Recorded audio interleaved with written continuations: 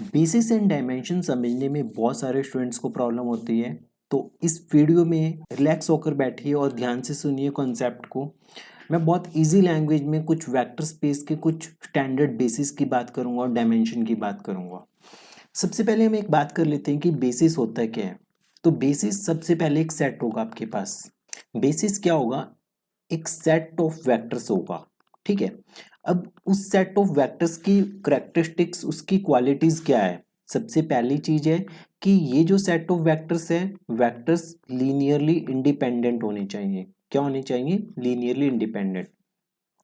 दूसरी इसकी विशेषता ये है कि ये जो जितने भी सेट ऑफ वेक्टर है, ये पूरा का पूरा वेक्टर स्पेस स्पैन करते हैं, पूरा वेक्टर स्पेस स्पैन करते हैं। तो हम इसे कैसे लिखेंगे मैथमेटिकल लैंग्वेज में कि linear span of V equal to V, कि जो बेसिस है उसका जो लीनियर स्पैन है वो पूरा वेक्टर स्पेस बन जाएगा, पूरा वेक्टर स्पेस स्पैन कर दे, ठीक है। ये आपके पास आएगा पूरा वेक्टर स्पेस स्पैन करते। एग्जाम्पल की हेल्प से समझते हैं, देखते हैं कि ये दोनों प्रॉपर्टीज का क्या मीनिंग है वहां पे, ठीक है। सबसे पहला और सबसे बेसिक एग्जाम्पल हमारे पास है। हम इसमें 5 एग्जाम्पल्स कंसिडर करेंगे और लास्ट तक एक ट्रिक देखेंगे डायमेंशन को बताने के लिए। तो वेक्टर सबसे बेसिक एग्जाम्पल आपके पास है आर स्क्वेयर। तो आर स्क्वेयर आपको पता है कि ये एक्स वाई प्लेन होते हैं। तो एक्स वाई प्लेन होते हैं, तो इसका जो बेसिस है, जो स्टैंडर्ड बेसिस है, स्टैंडर्ड बेसिस है इसका क्या होगा? ये होगा, इसमें दो एलिमेंट्स होंगे, एक होगा 1,0 और एक होगा 0,1। सबसे पहली चीज कि ये दोनों वेक्टर्स लीनियरली इंडिपेंडेंट है। लीनियरली इंडिपेंडेंट आप कैसे चेक करते हो? C1 1,0 plus C2 0,1 equal to 0,0। तो यहाँ से C1 और C2 की वैल्यू दोनों की 0 आ जाएगी, तो ये लीनियरली इंडिपेंडेंट है। सेकंड हम चेक करेंगे कि आप कोई भी वेक्टर ले लो x, y। आप x, y को इनके लीनियर कॉम्बिनेशन में लिख सकते हो। मतलब जैसे मैंने 2,3 कंसिडर किया, तो 2,3 को मैं कैसे लिख सकता हूँ? 2 टाइम्स 1,0 प्लस 3 टाइम्स 0,1। मतलब कि मैंने इन दोनों वेक्टर से 1,0 और 0,1 से, इन दोनों से मैंने इसको स्पैन कर दिया 2,3 को। अगर मान लो मुझे 2,0 बनाना है, तो मैंने 2 टाइम्स 1,0 कर दिया। मतलब मैं किसी भी एलिमेंट को इन दोनों वेक्टर्स की हेल्प से स्पैन कर सकता हूं। तो x, y को आप कैसे लिख सकते हो? x times 1,0 plus y times 0,1। तो ये लीनियर स्पैन का कंसेप्ट हो गया कि किसी भी वेक्टर को आप इन दो वेक्टर्स की लीनियर कॉम्बिनेशन की फॉर्म में लिख सकते हो, देन पूरा वेक्टर स्पेस स्पैन हो रहा है इन वेक्टर से। तो ये आपके पास क्या आ गया? ये स्टैंडर्ड बेसिस आपके पास बन गया। थर्ड, अगर हम मूव ऑन करें एग्जांपल नंबर 2 पे, तो एग्जांपल नंबर 2 आपके पास है आर क्यूब का। तो आर क्यूब में आपके पास क्या होगा? एक एक्स वाई जेड प्लेन होगा। तो इसका जो स्टैंडर्ड बेसिस है वो क्या होगा? 1,0,0, 0,1,0 और 0,0,1। तो ये इसका स्टैंडर्ड बेसिस है। ये लीनियरली इंडिपेंडेंट होगा बिल्कुल, क्योंकि अगर आप वो कंडीशन अप्लाई करो C1 V1 C2 V2 plus C3 V3 equal to 0, तो यहाँ से C1 की वैल्यू 0 आएगी, C2 की वैल्यू 0 आएगी, C3 की वैल्यू 0 आएगी।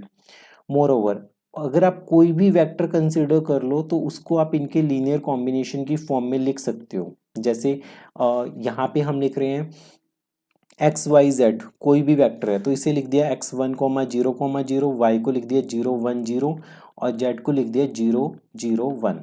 ठीक है, तो सेकंड आपका ये तैयार हो गया कि लीनियरली इंडिपेंडेंट भी है और स्पैन कर रहे हैं किसी भी वेक्टर को। तो आपके पास ये बेसिस बन गया आर क्यूब का। तो ये चीज आपको नहीं भूलनी। डायमेंशन कैसे निकालेंगे वो हम सबसे एंड में देखेंगे एक ट्रिक की हेल्प से। उसके बाद आपके पास है थर्ड एग्जाम्पल हम कंसिडर करते हैं बेसिकली मैट्रिसेज का। आपके पास एक वेक्टर स्पेस दिया हुआ है, 2x2 मैट्रिसेज है, उसमें कितनी? 2x2 की मैट्रिसेज है। अब 2x2 की मैट्रिसेज के जितने भी एलिमेंट्स है आपके पास ए आई जे, वो किससे बिलोंग कर रहे हैं? आर से बिलोंग कर रहे हैं। ठीक है, अब इसका जो बेसिस होगा, जो स्टैंडर्ड बेसिस इसका होगा, जो इसका स्टैंडर्ड बेसिस है वो हमने कंसिडर कर लिया। मान लेते हैं कि 1,0,0,0। फिर हमने कंसिडर किया 0 1 0 0, फिर अगली मैट्रिक्स है 0 0 1 0, फिर नेक्स्ट मैट्रिक्स है 0 0 0 1। ठीक है, ये चार मैट्रिसेज है, ये चार मैट्रिसेज आपका बेसिस बना रही है। सबसे पहला टास्क कि चेक करो C1 इंटू, जब हमने 1 0 0 0 किया, प्लस C2 सेकेंड एलिमेंट। ठीक है, फिर आपने थर्ड एलिमेंट कंसिडर किया, थर्ड एलिमेंट, उसके बाद fourth element C4 into 0 0 0 1 equal to zero matrix के बराबर रखेंगे। जब आप यहाँ पे सॉल्व करोगे तो C1 की वैल्यू भी जीरो आएगी, C2 की वैल्यू भी जीरो आएगी, C3 की वैल्यू भी जीरो आएगी, C4 की वैल्यू भी जीरो आएगी। तो यहां से तो इतना पता चल गया कि ये सारे क्या हैं, ये सारे लीनियरली इंडिपेंडेंट है। अब आप कोई भी मैट्रिक्स पिक कर लो, एक्स वाई जेड टी, तो आप इनको लीनियर कॉम्बिनेशन में लिख सकते हो, X into first matrix, Y into second matrix, Z into third matrix, और टी इंटू लास्ट वाली मैट्रिक्स। तो यहां से आपके पास क्या पता चल गया कि ये चार मैट्रिसेस मिलके पूरा का पूरा वेक्टर स्पेस स्पैन कर रही है। तो ये क्या हो गया, ये बेसिस हो गया इस वेक्टर स्पेस का। ठीक है, आपको नहीं भूलना कि वेक्टर स्पेस आपका कुछ भी हो सकता है, R square, R cube, R की पावर 4, और मैट्रिसेस के एलिमेंट्स हो सकते हैं। और लास्ट में जो हम अभी डिस्कस करने वाले हैं, मान लेते हैं कि आपके पास 2 डिग्री के पॉलिनोमियल्स का वेक्टर स्पेस है। इसमें कौन से पॉलिनोमियल्स हैं, polynomials of degree 2 degree less then और इक्वल टू 2। तो इसका जो बेसिस होगा, जो स्टैंडर्ड बेसिस होगा, वो किसके इक्वल होगा, 1x और एक्स स्क्वेयर।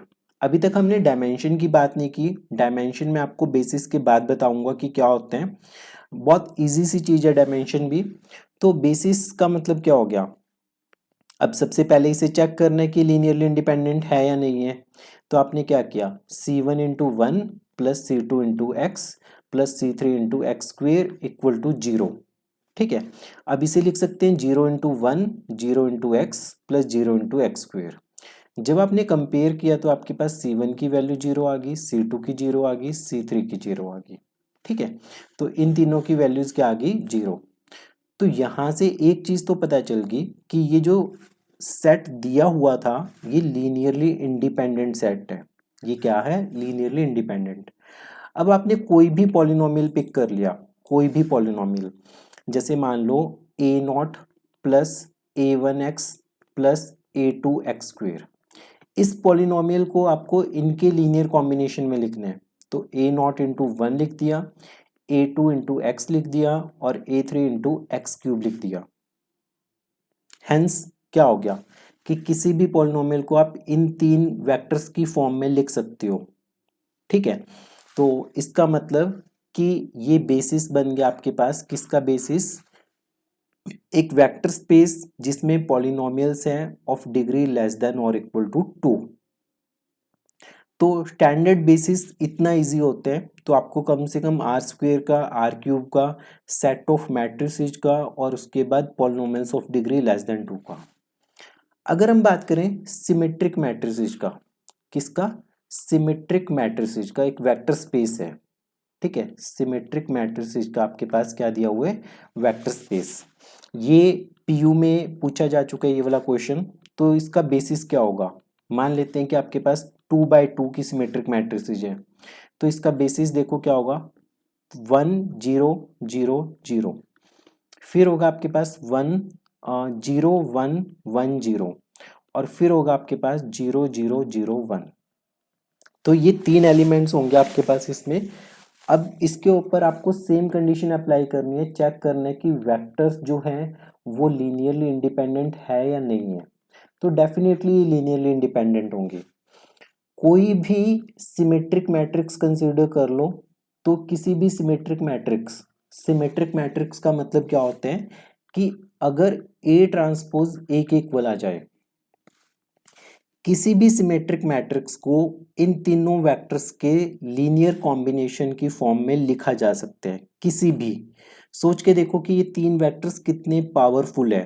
कि ये ना किसी भी सिमेट्रिक मैट्रिक्स को जनरेट कर देंगे।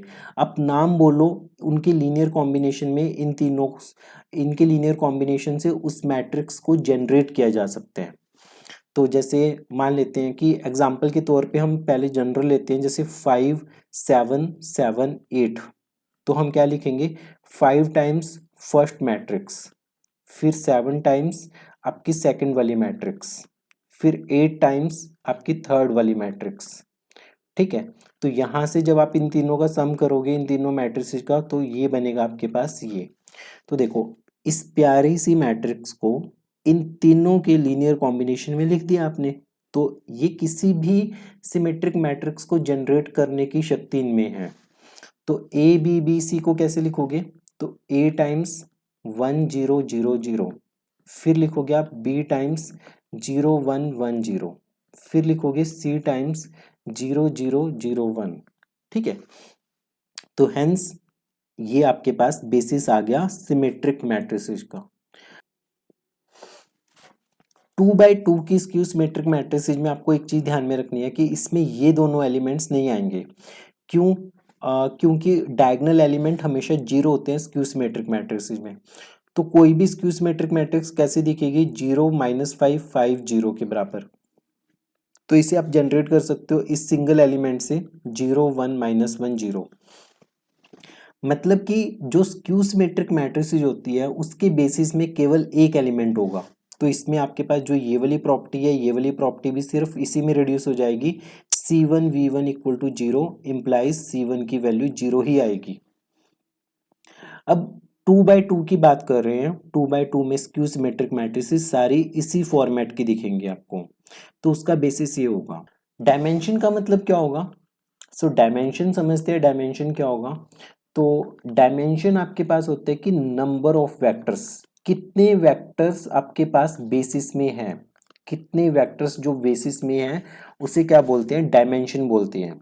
जैसे आर स्क्वायर का डायमेंशन 2 होगा, आर क्यूब का डायमेंशन आपके पास 3 होगा, आर की पावर एन का डायमेंशन एन होगा।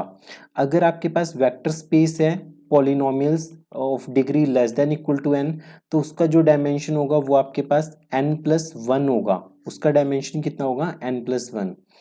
अगर आपके पास मैट्रिसेस है n क्रॉस n ऑर्डर की, तो उसका डायमेंशन कितना होगा, n स्क्वेयर होगा। कितना होगा, n स्क्वेयर। और अगर आपके पास सिमेट्रिक मैट्रिसेस है n क्रॉस n ऑर्डर की, तो उसका डायमेंशन कितना होगा, n इंटू n+1/2 होगा। और अगर स्क्यू सिमेट्रिक मैट्रिसेस आपके पास n क्रॉस n ऑर्डर की, तो उसका डायमेंशन होगा n इंटू n-1/2। तो ये जनरल रिजल्ट्स है n क्रॉस n मैट्रिसेस के ऊपर। हमने जो डिस्कस किए हैं वो डिस्कस किए हैं 2x2 के ऊपर। सबसे पहले देखो सिमेट्रिक मैट्रिसेस, तो इसका डायमेंशन कितना हो जाएगा, 1 2 3, 3 वेक्टर्स है तो इसका डायमेंशन 3 हो गया। पॉलिनोमियल्स की डिग्री 2 से कम है, तो इसका डायमेंशन कितना हो जाएगा, इसका डायमेंशन होगा 3 के बराबर। इसमें 3 वेक्टर्स है, 1 2 3। फिर अगर 2x2 की बात की जाए मैट्रिसेस की, इसमें कितने वेक्टर्स है, 1 2 3 4, तो इसका डायमेंशन होगा 4। फिर आर क्यूब में आपके पास इसका डायमेंशन 3 होगा और इसका डायमेंशन होगा 2 के बराबर। ठीक है, फिर कुछ इंपॉर्टेंट चीजें देखते हैं कि बेसिस यूनिक नहीं होता, बेसिस कितने भी आप बना सकते हो। ठीक है, बेसिस यूनिक नहीं होता, बेसिस में आप कितने भी एलिमेंट्स रख सकते हो। स्टैंडर्ड बेसिस आपको काफी हेल्प करेगा लीनियर ट्रांसफॉर्मेशंस में। ठीक है, और अगर आपके पास कोई लीनियरली इंडिपेंडेंट सेट दिया हुआ है तो उसे आप एक्सटेंड कर सकते हो बेसिस में। अगर आपने बेसिस में एक भी एलिमेंट एक्स्ट्रा ऐड कर दिया तो वो लीनियरली डिपेंडेंट सेट बन जाएगा। वो क्या बन जाएगा, लीनियरली डिपेंडेंट सेट बन जाएगा। तो ये बेसिस और डायमेंशन का खेल था, जिसमें आपको मेन डेफिनेशन ये याद रखनी है, किसी भी क्वेश्चन में बेसिस चेक करना हो तो बेसिस चेक करने का मतलब ये होगा कि आपको वो वेक्टर्स लीनियरली इंडिपेंडेंट होने चाहिए और वो वेक्टर्स पूरा का पूरा जो आपका वेक्टर स्पेस है उसे जनरेट करने की उनमें शक्ति हो। ठीक है, इसके साथ हमारा ये टॉपिक खत्म। इसके बेस पे कुछ क्वेश्चंस हम देखेंगे नेक्स्ट वीडियोस में। कमेंट करके बताइए कि ये वीडियो आपको कैसी लगी। अगर आपको कोई भी क्वेरी या फिर कोई भी डाउट है इस कॉन्सेप्ट में तो आप मुझे व्हाट्सएप कर सकते हो। ऑफलाइन या ऑनलाइन क्लासेज के लिए आप कांटेक्ट कर सकते हो दिए हुए नंबर पर। मिलते हैं अगली वीडियो में, तब तक पढ़ते रहिए, प्रैक्टिस करते रहिए अभ्यास कुल के साथ।